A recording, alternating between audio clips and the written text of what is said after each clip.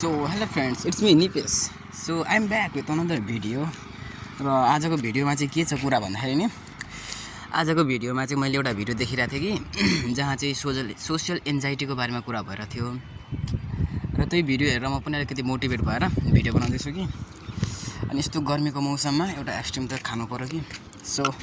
यस्तो गर्मीलाई शीतल बनाउन एक्सट्रिम खानुपर्छ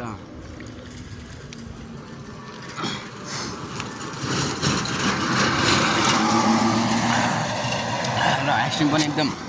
ठिक छ तर एक्सट्रिममा पानी हालेर खानुपर्छ भन्ने कुरा सुनेको थिएँ तर मलाई यतिकै मिठो लाग्छ पानी हाल्दा पनि ठिकै हो कि तर मिठो कुरा छ नि त अनि यस्तो कुराहरू पनि हेर्नुपर्छ अरे पहिला है